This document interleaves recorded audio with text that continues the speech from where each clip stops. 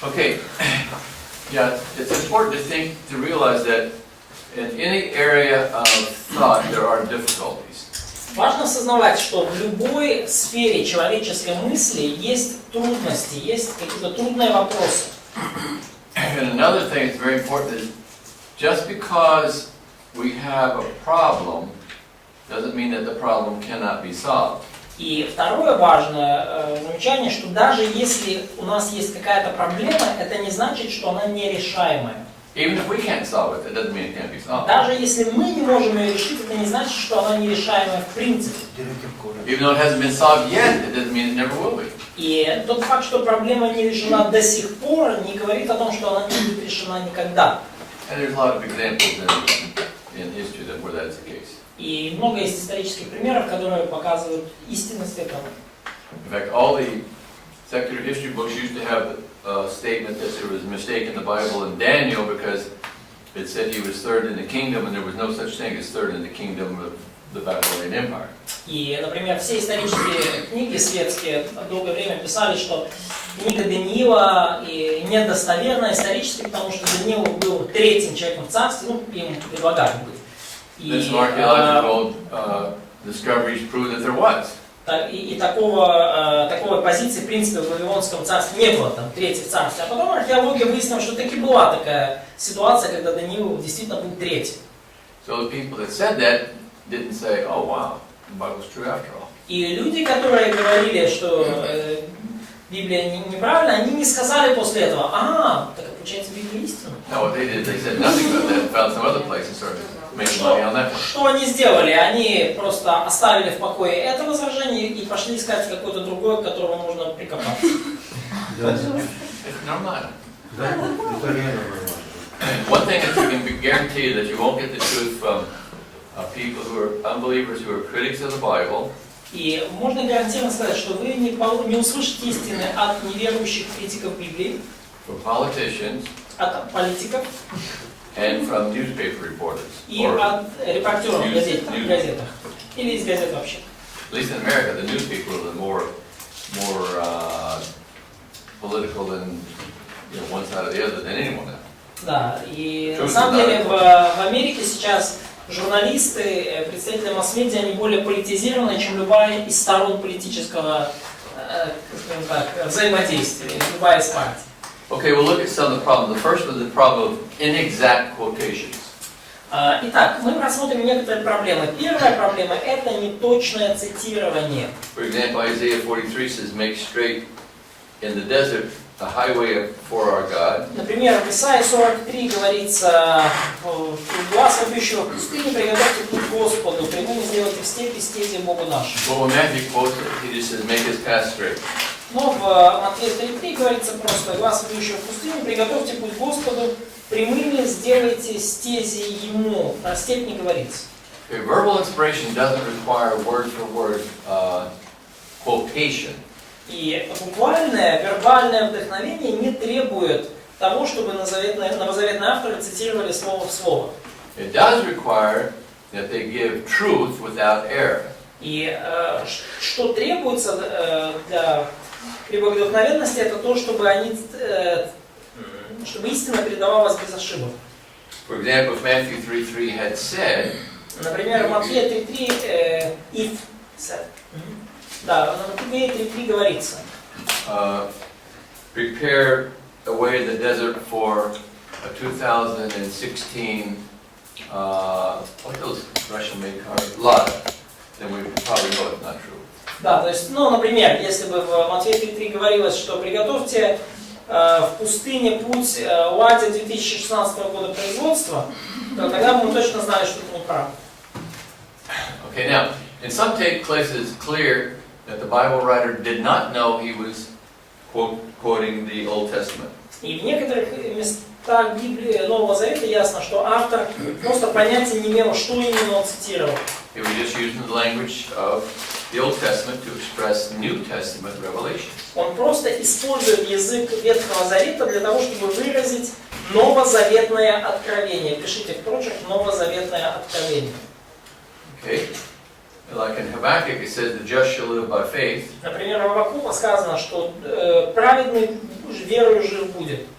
And that's quoted quite a few times in the New Testament. И несколько раз это цитируется в Новом Завете. In Hebrews it says the just shall live by faith. It's very similar, but not an exact quotation. А в Евреям 10 главе, когда говорится, что праведный верою жив будет, это очень похоже, но это не точная цитата.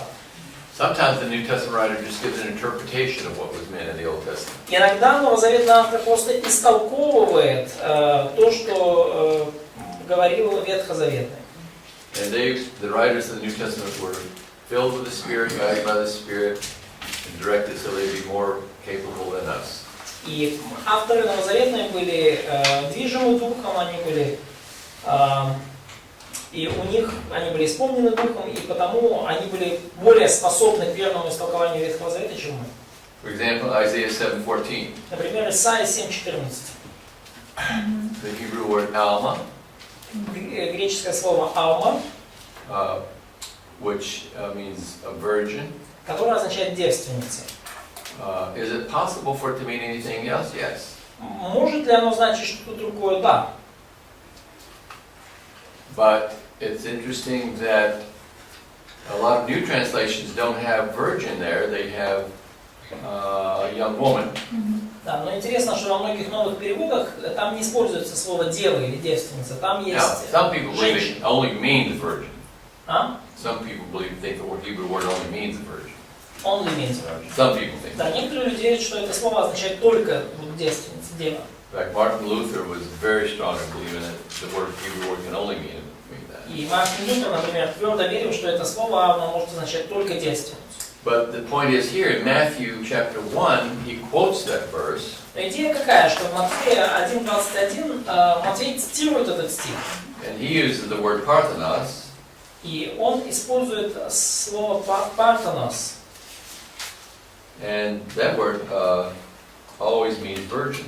И это слово всегда означает девственница. Дева в чреве примет и родит сына. Это слово всегда означает девственница. So there the Holy Spirit said, use the word parthenos, which definitely means it's a virgin. И Дух Святой направил Матфея к тому, чтобы использовать именно это слово «партенос», которое уже 100% означает девственница. And in translations, every linguist knows that translation tends to produce variation. И каждый лингвист знает, что перевод вообще типично, при переводе обычно возникают вариации. Remember, no two languages are the Перевод same. имеет склонность к вариациям, 4В. К вариациям. No two languages are the same. Помните, да, мы говорили, нет ни одного идентичного языка, нет похожих языков. So like if you go from Hebrew to Greek to English, it's Christos, comes from Christos to Christ. То есть, если вы с еврейского переходите на греческий, на английский, то вот, да, у вас получается Meshiach becomes Christ. The Hebrew to English, Yod He you get Jehovah. Да, то есть с еврейского на греческий, на английский вы получаете Христос, с еврейского на английский Иегова. Most professional Hebrew scholars, evangelical Hebrew scholars, would say that Jehovah is actually not a good way to translate or to say the word Yahweh. И многие профессиональные исследователи иврита говорят, что вообще Иегова это не самый лучший способ произносить имя Яхве. But what we're showing is that when you go from one language to another, as you go through translations, the language varies more and more. Но что мы видим, что при переводе с одного языка на другой, со второго на третий, то вот эти вариации языка проявляют себя все больше и больше. Sometimes the New Testament does not quote the Old Testament exactly. И порой в Новом Завете ветхозаветная цитата не приводится дословно.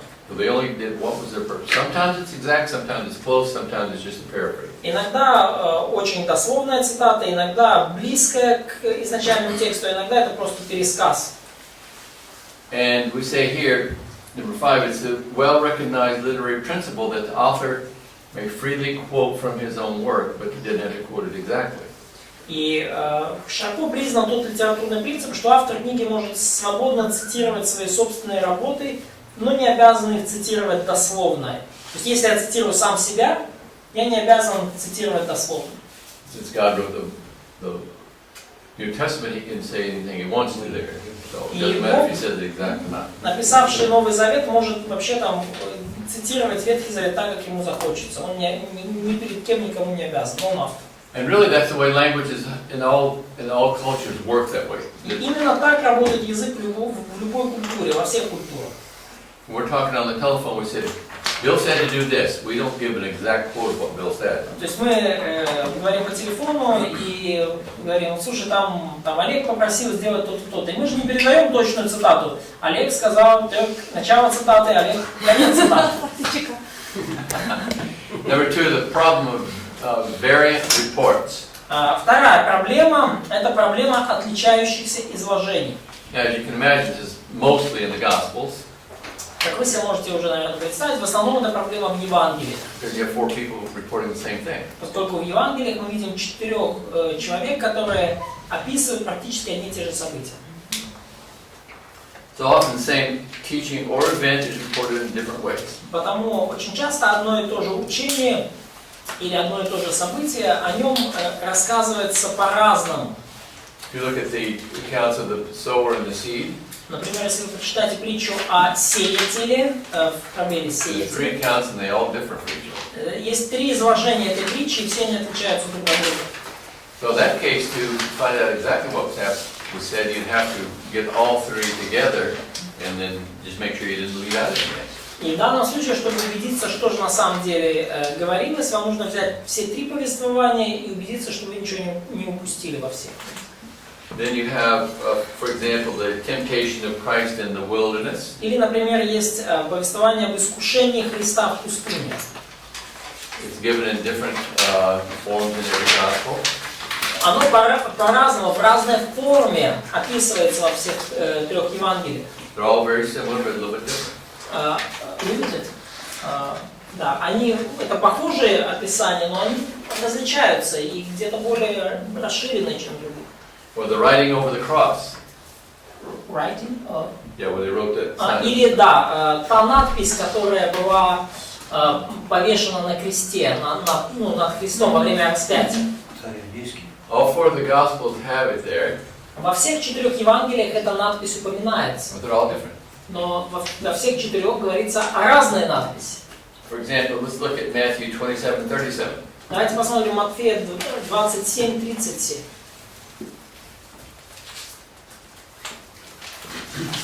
Матфея 27:37. И поставил над головой его надпись, означающую вину его. Это Иисус, царь иудейский. This is Jesus, the King of the Jews. Сей есть Иисус, царь иудейский. But look at Matthew 15:26. Посмотрите Марка. Matthew 15, yeah. First one was Matthew, the first was Matthew 27:37, then Mark 15:26. Давайте посмотрим Марка, простите, 15:26. Марк 15:26. И была надпись вины его, царь иудейский. All he says, the King of the Jews. А здесь просто говорится царь иудейский. He didn't say this is, he didn't say Jesus. Здесь не говорится сей есть, там, или это, и не говорится Иисус. And then if you look at the next one, И если посмотрите следующий Luke Евангелие, 23:38. Луки 23:38. И была над ним надпись, написанная словами греческими, римскими и еврейскими. «Сей есть царь иудейский». So it's, yeah. Видите? 23:38. Yeah, he says, this is the King of the Jews, but he didn't say Jesus. Сей есть царь иудейский, но опять же не говорится ничего, что это Иисус. So if you made a chart like this, И если вы сделаете такую табличку, and let's have, what, 4 Gospels? и напишите, да, 4 Евангелия. And we'll call this Matthew, Здесь Матфея, Марка, Luke, and John. и Иоанн.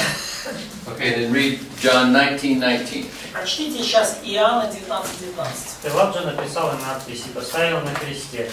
Написано было: Иисус Назарей, царь иудейский. Okay. So Matthew says this is Jesus, the King of the Jews. Итак, Матфей говорит, это Иисус, царь иудейский. But John says Jesus of Nazareth, the King of the Jews. Но Иоанн говорит, что это Иисус Назарей, царь иудейский. Или Иисус из Назарета, царь иудейский. And Mark only says nothing but King of the Jews. А Марк говорит только царь иудейский. But Luke says, this is Но Лука говорит, это the king of the Jews. царь иудейский, сей есть царь иудейский. And John says, he didn't say this, but he says Jesus of Nazareth. Иоанн говорит, Иисус Назарей, And he says, the king of the Jews. царь иудейский. Now, if you look at that chart, И если вы посмотрите на эту табличку, in Luke, there are also three languages mentioned. yes, multiple languages. If you look at the chart, what is in every four, all four of them? Если посмотрите на таблицу, что во всех четырех есть? King of Jews. The only thing that they were accusing him of was being the king, because that's what they were trying to get Pilate to kill him for. То есть единственное, в чем они его обвиняли, это за то, что он себя как бы, ну не то что делал, за то, что он был царем. То есть то, по какой причине его представили перед Пилатом. But all four Gospels have a little bit different in the other two parts. Но во всех Евангелиях немножко отличались вот оставшиеся части. Ну то есть вот сей есть и Иисус. So all it means is that the Gospels, each one had their own preference and their own style. Это значит, что у всех авторов Евангелий были свои предпочтения и свой какой-то стиль. But notice there's no contradiction. Но обратите внимание, нет никаких противоречий. If Luke had said, this is Jesus but not Nazareth, Если бы not Иисус, from Nazareth, yes, contradiction. да, если бы Лука сказал, это Иисус, но он не из Назарета, тогда было бы противоречие. Now let's see if we, what's Ну, то есть, next. если бы там Иисус был там из какого-то там, из Самарии. Yes. Number one of the answer, the event. It's possible for several writers to make an account of the event in their own words. Да, значит, ответ на это возражение, на это затруднение. Первое событие. Вполне возможно, чтобы несколько писателей сделали отчет о событии своими собственными словами.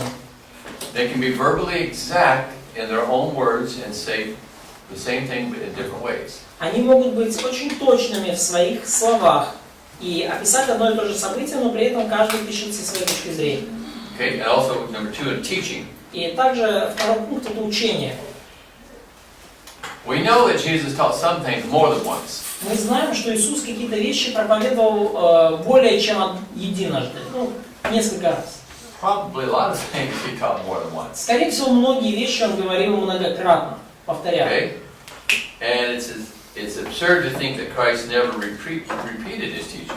И мы можем, we could say that he did not repeat himself, yes? No, we said he did teach the same thing more than once. Да, то есть, вероятно, он повторял одну и ту же истину не один раз, а много. И абсурдно думать, что Христос никогда не повторял своих великих учений. Now, when he did that, sometimes we know he taught it twice, and it's recorded in the gospel twice, and they're not the exact same thing. He didn't say the exact same thing every time he preached. Да, и иногда, например, мы видим какие-то вещи, которые он точно говорил минимум 2 раза, и они записаны по-разному. То есть он не сказал в обеих случаях одно и то же. Now, I've preached the same message several times. I've never said it exactly the same. То есть даже если я проповедую одну проповедь 30 раз, я не говорю постоянно ее, слово в слово одинаково. То есть 30 раз вы говорите одну и ту же проповедь, и каждый раз будет чуть-чуть по-разному. For example, the Lord's Prayer. What was it?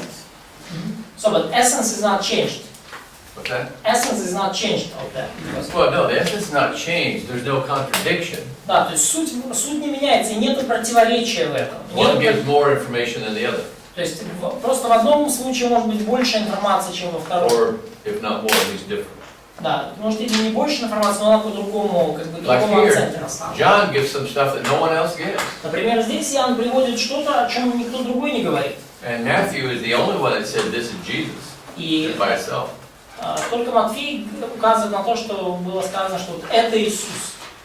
Mark is the only one who said nothing but the King of the Jews. Марк единственный, кто сказал, это просто царь иудейский.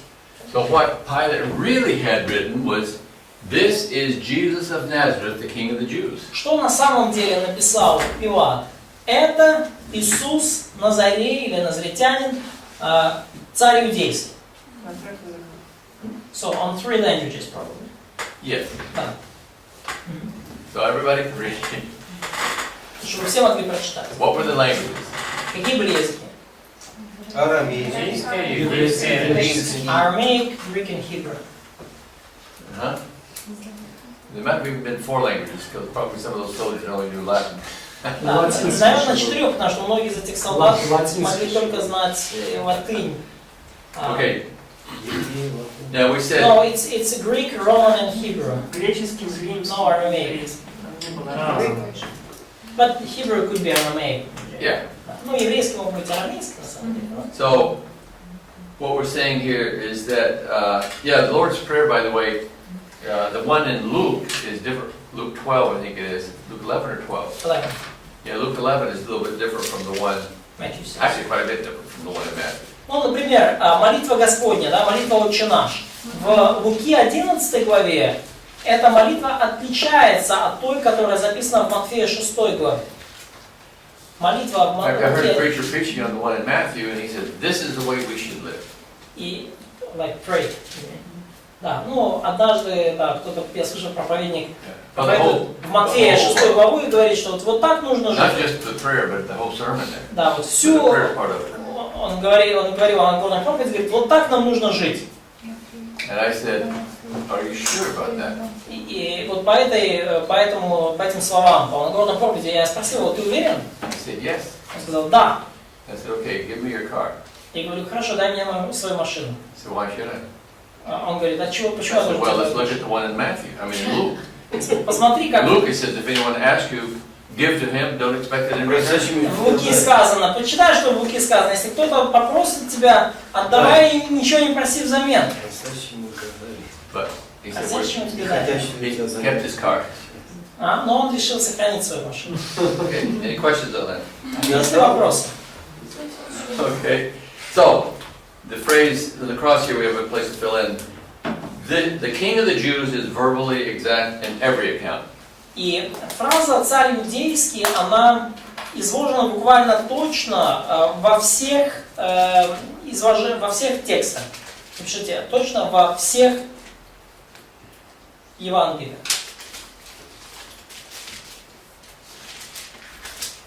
3, the problem of literary styles. 3b. Еще одна проблема – это литературные стили. Some critics say, well, if the Bible is really inspired, it would just be one style, God's style, all the way through. Некоторые критики говорят, что если Писание действительно буквально вдохновлено Богом, то оно должно иметь один литературный стиль. There is a true sense in which the Bible is a unique style. That И is true. ответ таков. Во-первых, 1b, действительно, в каком-то смысле в Библии есть свой собственный стиль. In fact, there's even a branch of the English language called Bible English. И есть даже целое ответвление английского языка, которое называется библейский So английский. it is a little bit different from any other thing ever written. И это отличается, написано в Библии, от всего остального, что было написано. And like we say, we mentioned the Book of Mormon here in the notes. И мы как-то вот упоминали, да, уже книгу Мормона, и здесь она в заметках Yeah, the указана. Book of Mormon is really not an original book, it's a bunch of fake stuff. Да, книга Мормона, это, конечно же, это не подлинная какая-то книга, это подделка явная.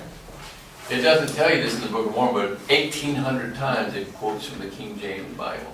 Да, об этом не говорится в книге Мормона, но 1800 раз книга Мормона цитирует Библию короля Якова. They pretend like it's God speaking. А? They say it's God, but it's really King James. It's really from the Bible, but they say it's their revelation. Да, они говорят, что вот это их откровение, они говорят, что это пришло от Бога, хотя на самом деле это просто Библия короля Якова. Понятно мысль? Что это они используют просто перевод. God created all people and created all literary styles, so why would it be limited to just one style? Doesn't Да, make sense. Бог, с другой стороны, да, Бог, который дал нам эту книгу, он является создателем всех литературных стилей. Почему он должен ограничиваться одним литературным стилем? And 3, human writers often display different styles. Второй контраргумент. И третий, человеческие даже, ну, обычные писатели часто проявляют разные стили, используют разные стили. You can tell something about people sometimes by their literary style. И очень многое, на самом деле, можно сказать о человеке по его литературному стилю. Wake up, Жанна. You can even tell people. Ah, Oh, she had a question. no, it's fine. I was thinking just. You can even tell when people. You can tell something about people by the way they write on the Bible. Write on their Bible. Yeah, look at her Bible. Да, например, много можно сказать о человеке, потому как человек пишет в своей Hold your Библии. Bible up. Посмотрите, вот покажите свою Библию. Вот Ира Кудлаева. So it's Ira Kudlaeva's Bible. Ah, okay. Ні, ну це моя, вона мені подарувала. But it's mine, she gave it to me. Вона дизайн зробила. But she just made a design. I see. Я говорю. Okay, any questions so far? Хорошо, есть ли какие-то вопросы? Пока. Number 4. То есть я вот насчет этого могут быть разбежности, но как бы это не, но при этом Библия полностью истинная. Каждое слово написано так, как оно должно было быть написано. So, is it true that you said that there could be some differences in accounts, but still each word in the Bible is true? Like, literally? Yes. Да, verbally. So, Yeah, when they're parallel accounts, they're almost always different. Когда идут там параллельные повествования об одном и том же событии, они почти всегда различаются. And mainly it's because who they're writing to and their style and what they wanted to say. И обычно они различаются из-за того, из-за стиля авторов, из-за того, кому они пишут, и того, что они хотят этим сказать и так далее. Ну тогда истина это суть о том, о чем пишут, а не слова, которыми это написано. So the truth in that sense is the essence of what they wrote and not the exact words they used. Yes, because for example, Ну, да, например. the exact words are inspired by the Holy Spirit, but what we're looking at as far as the message, the whole thing together, you can only get that by putting all three of them together, all four of them. Да, то есть все слова точно вдохновлены, точные слова вдохновлены Богом, но если вы хотите узнать реальное послание, например, что было написано на табличке, вам нужно совместить все 4 отчета. Все они истинные. Now in this case, we could have left out Matthew and Mark И в данном and случае, still got например, everything. мы могли бы, например, упустить из нашего рассмотрения Матфея и Марка, и все равно мы бы получили полное послание. Or we could have left out Mark and Luke. Или могли бы упустить из виду Марка и Луку.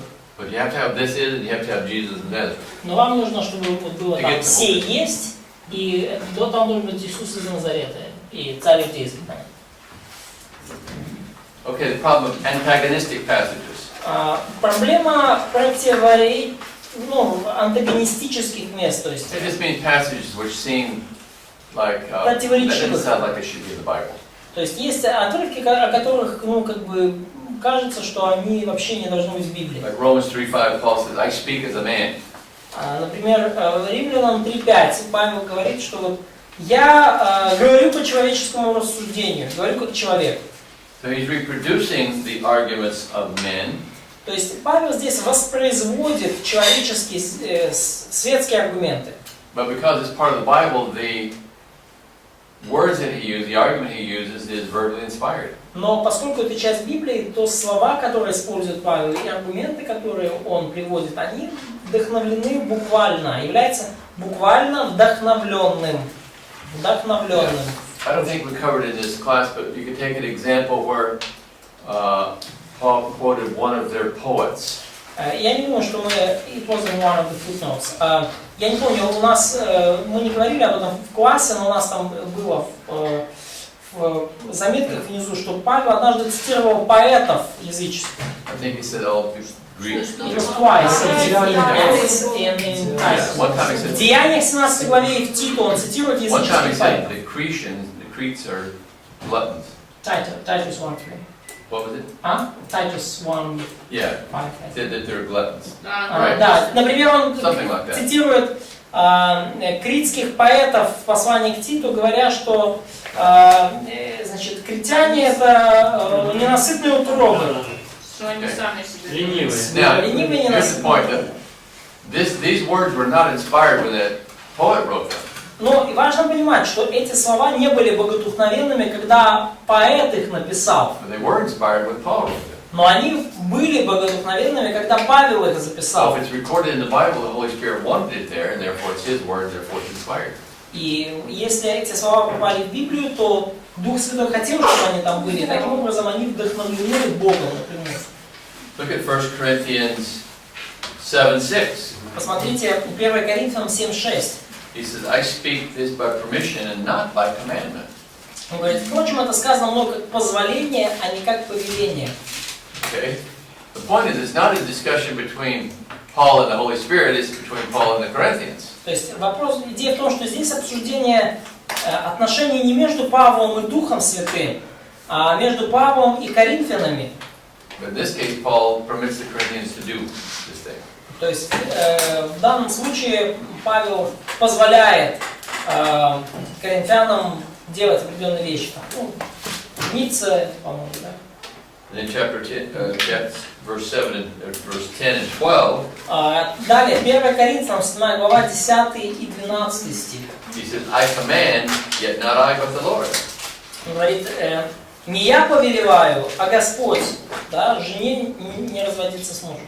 In 7:10, he's quoting what Christ said, repeating what Christ said. А дальше он говорит, я говорю, а не Господь. В 7:10 Павел просто повторяет то, что сказал Христос, будучи на земле. But in verse 12 he says, I speak, but not the Lord.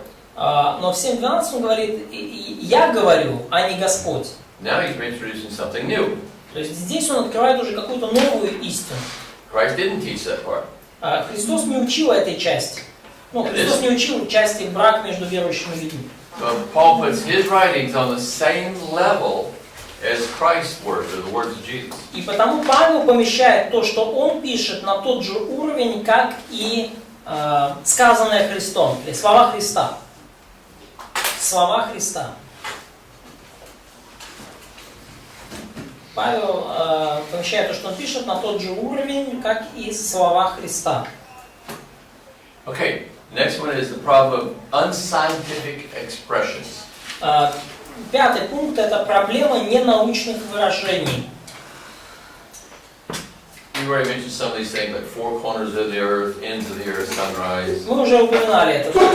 Концы земли, 4 края земли, солнце восходит и заходит. First of all, that's the way we speak every day, so why should we find fault with the Bible? We expect it to be that way. Да, во-первых, мы сами используем такие выражения в повседневной жизни. Почему же мы считаем за ошибку эти слова в Библии, в прочерке, да, эти слова в Библии? The Bible was written to everyday people like us, not to a few weird scientists. Библия была написана для обычных людей, как мы, не для каких-то там странных ученых. Just think if the Bible had been recorded and something like that went off, and that would get in the recording, we think that's part of the inspired word. It had been verbally recorded instead of written down. Да, то есть представьте, да, что... If the Bible had been verbally recorded instead of written, then when an alarm went off, we would hear it, and we think that's part of the Bible. Ага, да. То But есть with представьте, written, we can't get a mistake. если бы Библия была записана на диктофон, да, то есть, а не написана на бумаге, то если бы в запись попала сирена, вот, то мы бы подумали, что это тоже богодухновенные слова от Бога. Должно быть сирена. So we would reproduce this in all copies. Мы бы воспроизводили во всех копиях. Ты иногда смотришь. And if Paul was eating pizza that day, and he let out a loud belch, that would be part of the Bible. Да. Если бы Павел в день записи, да, Библии на диктофон ел пиццу, и у него была бы отрыжка, то мы бы решили, что это тоже часть Библии. Ukrainians would say, "Well, it can't be inspired." Да, украинцы бы сказали, о, это не может быть богодухновенно. But the Saudi Arabians would say, "Wow, this book is inspired after all." Но саудовские арабы, например, сказали бы, вот, так это точно богодухновенно. У них отрыжка это знак. I lived in Saudi Arabia for half a year, and if you don't belch after eating, they insult you. Да, то есть я жил в Саудовской Аравии полгода, и если у тебя нет отрыжки после еды, то это оскорбление. То есть ты плохо, тебе не понравилась еда. Back one time, a guy in Saudi Arabia gave us. We were talking to him with a meeting of three of our military people, including myself, in the Saudi Arabia, and he gave us a candy bar, and we ate, and then he looked at us, and we had, oh yeah, we got a belch. It was a. Да, и однажды нас угостил один араб, меня и еще двоих военных Саудовской Аравии, он угостил нас, таким, знаете, шоколадным батончиком. И мы съели, и он так смотрит на нас, типа, где же отрыжка? И мы такие, и уже пытались что-то из себя выдавить. Okay? Even a scientist, when he addresses his audience, will address it to the people he's speaking to. И даже ученый, когда он обращается к простой аудитории, он будет подгонять свой язык под тех людей, к которым он обращается. Bible does the same thing. И в Библии происходит то же самое. And you know what? И знаете что? It's a good thing he did, or we wouldn't be able to read it. Это хорошо, что Библия именно так написана, иначе мы бы, читая, ничего бы не поняли. If it was written in scientific style, no one could read it. Если бы Библия была написана в научном стиле, никто бы не смог ее читать. Unless Если только Jesus comes back really soon. Иисус не вернулся бы очень быстро. Because scientific language changes all the time. Поскольку научный язык меняется постоянно. Look at this. Otherwise, what we have, the Bible would have to be written in terms of final science. That means that science will never, ever, ever be advanced above that statement, that word, that time. Иначе Библия должна была бы быть написана в выражениях, окончательно исчерпывающей науки, то есть науки на самом высшем ее пике. То есть тогда мы даже сегодня не смогли бы понять. Да. А що за пропуск? Выражение. Третє. Наиболее посвященные ученые в наши дни используют эти выражения, да. Фразы. Я прошу прощения. Questions or comments? Вопрос? Да? Где-то вопрос? Нет. No questions. Even the scientists of today would be able to read it, because we don't know what the science of the future will say. Поскольку и даже современные ученые, если Библия была написана на самом точном научном языке, современные ученые не смогли бы ее читать, потому что мы не знаем, на каком уровне науки мы на самом деле находимся. То есть является ли наш уровень самым высшим и точным. Now, I haven't seen Star Trek, so I have a good idea, but you know. Я смотрел «Звездные войны», поэтому я примерно уже представляю себе, куда все идет. The New Testament, look at this. The New Testament was written in Koine Greek. That's everyday common language. Новый Завет был написан на разговорном греческом койне. Это язык простых людей. By the way, that's an important thing we'll talk about later in Bible translation. You have to write it in common language. Кстати, это важно, мы поговорим об этом позже, но библейский перевод Библии должен быть написан на простом языке. In about 1900, there was a new Bible translation came out in English. Где-то в 1900 году вышел новый перевод Библии на английский язык. And the British made their translation, and they made it so literal.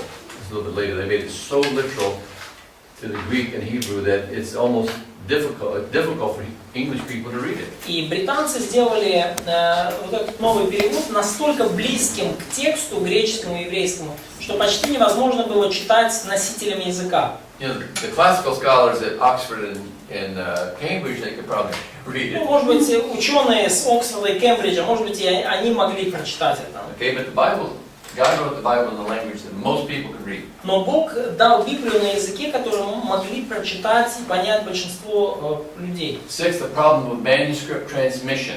Шестая проблема богодухновенности – это проблема передачи рукописей и их сохранения.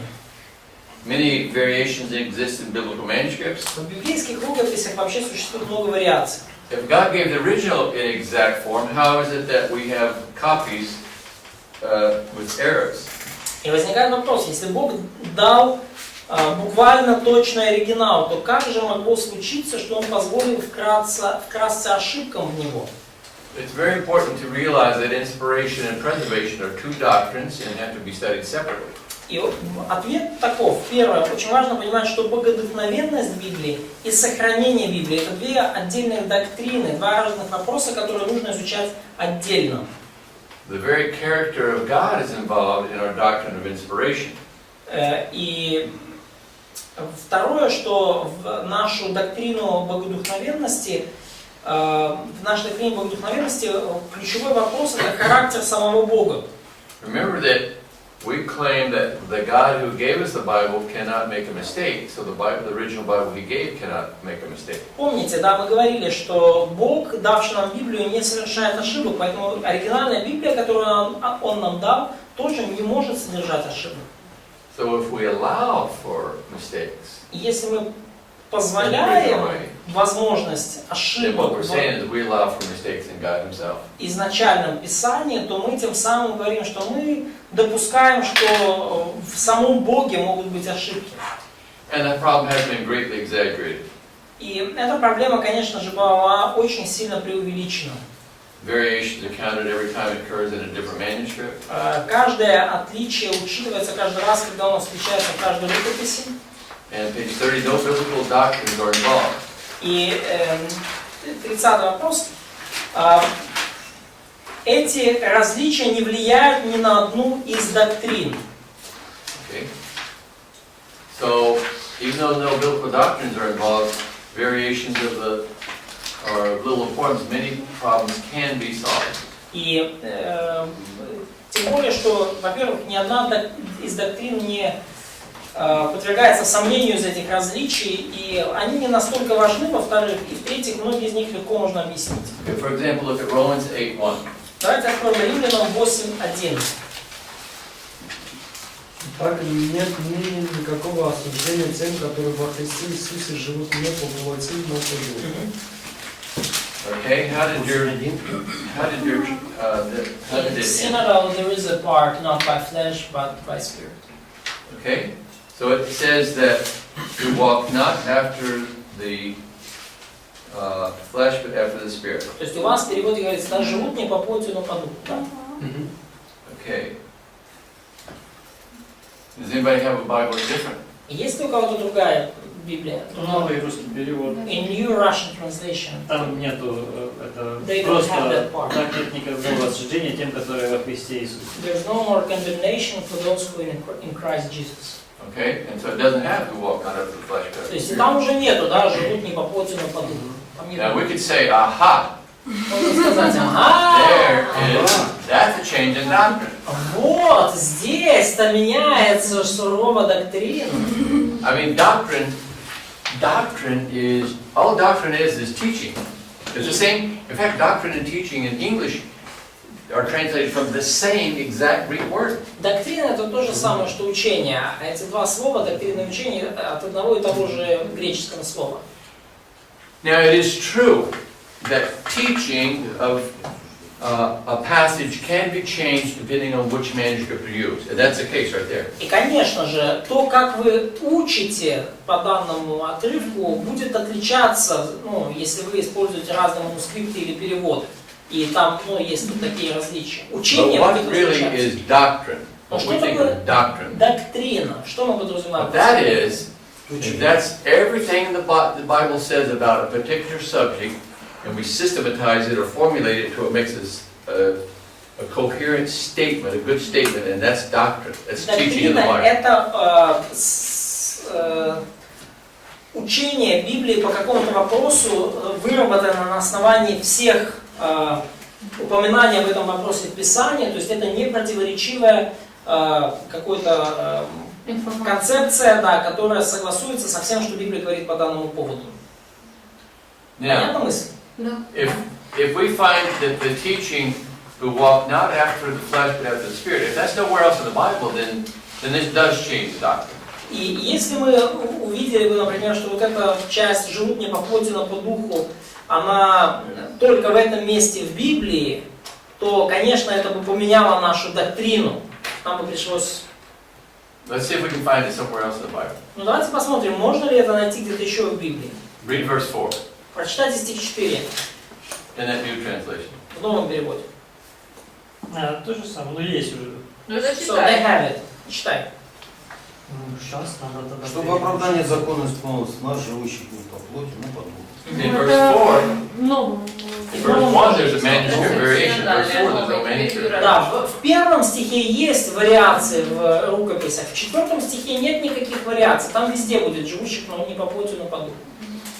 So, you could change the teaching a little bit of a verse by what manuscript you use, but you can't change doctrine. There's nowhere in the Bible that doctrine is changed. И, конечно, учение по данному стиху может отличаться в зависимости там, от перевода, но доктрин, ни одна из доктрин из-за этого различия не меняется. Okay, any questions? So could we say that both statements, like no condemnation in Christ Jesus and no condemnation to those who... Yeah, they're both true. Both statements are true. Both are true and both are in the Bible, and the reason there's no change in doctrine for the text is because both statements are taught many times. Да, ну и оба утверждения, да, будь то там нет никакого осуждения к тем, которые в Христе Иисусе, точка, или там не осуждение, которое там, нет осуждения, которое не поводит по духу, и то, и другое истина, и о том, и другом в Библии говорится много раз помимо этого места. So if you find something in a textual variation that's taught only in that textual variation, then you have a problem. И если у нас было какое-то там текстуальное различие о доктрине, которое вот только в этом месте говорится, вот эта доктрина, и вот там есть расхождение, вот тогда бы у нас были проблемы. Okay, let's look at the problem of contradictions. Но давайте поговорим о проблеме противоречий. Okay? First of all, there's no contradiction in the Bible. 7b. Проблема противоречивых изложений. Первое. Ответ. Да, в Библии нет противоречий. Those who say there are must show 5 things. И те, кто говорит, что в Библии есть противоречия, должны показать 5 вещей. You must show that the statement was in the original text. Нужно показать, что это изложение некое было в оригинальном тексте. Number 2, you must show that the translation he uses is correct. Второе, вам нужно показать, что используемый перевод корректный. Number 3, you must show that his interpretation is the only one possible. Третье, нужно показать, что истолкование типа противоречивое является единственно возможным в проблеме. And number 4, show that the present state of our scientific knowledge is final. Четвертое, нужно показать, что нынешнее состояние нашего научного знания находится в окончательной стадии проблемы. And number 5, show that the task of reconciliation is impossible. И пятое, вам нужно показать, что примирение противоречивых мест невозможно, что невозможно их как-то между собой примирить. Number 3 would be very difficult to prove. Третий пункт очень трудно доказать, что это истолкование единственно возможно. But number 4 would be almost impossible to prove. А четвертое вообще практически невозможно доказать, что наше нынешнее состояние научного знания конечно. Так оно никогда не находится. Так потому и невозможно.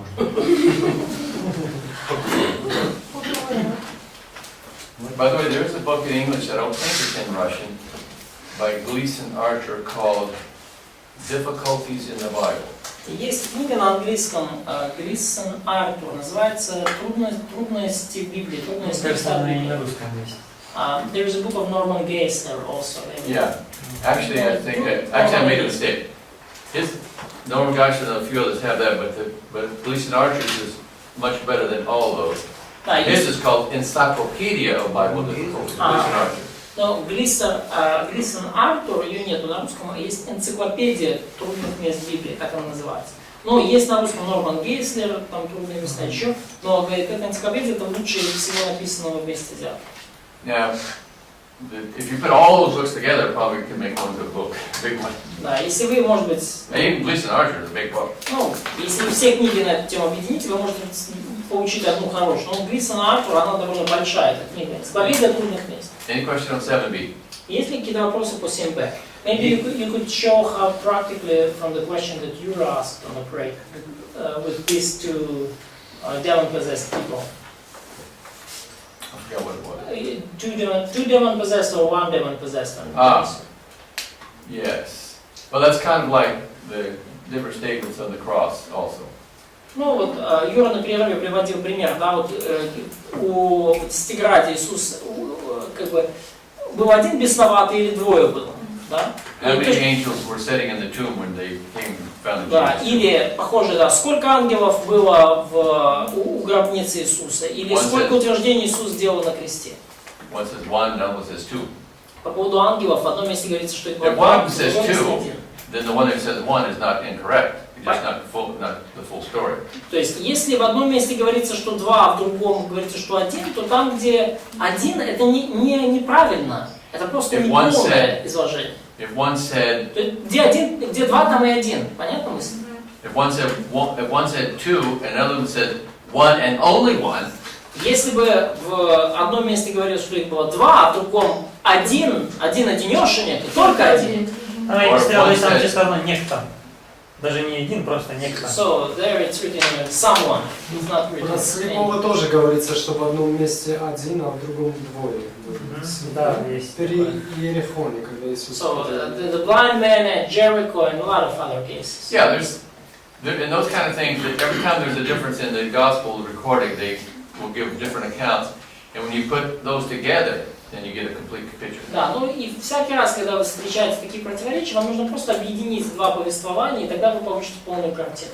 Now, what I recommend if you're teaching or preaching a series in the Gospels, И что я рекомендую, если вы проповедуете или учите там какие-то серии по Евангелиям, then I recommend that you have a good quality book on the harmony of the Gospels. я рекомендую вам иметь при себе хорошую книгу или там какой-то источник по гармонии Евангелия. I know in English there's about 5 of them, and I think there's at least one I've seen in Russian. Я знаю, на английском таких где-то штук 5 гармония Евангелия, на русском я как минимум одну видел. I know I've read about one in Russian, I'm not sure if I've seen it. Я не видел лично, но я читал об одной из них. Гармония Евангелия. In fact, there's even one in English called The Gospel of Christ in Stereo, and it's all 4 Gospels, but not 4 lines, but all of them jammed together in one account. Да, то есть у нас есть даже такая вот книга на английском Евангелие Иисуса Христа в стереоформате, да, и это не то, что там 4 повествования, это одно повествование, собранное из 4.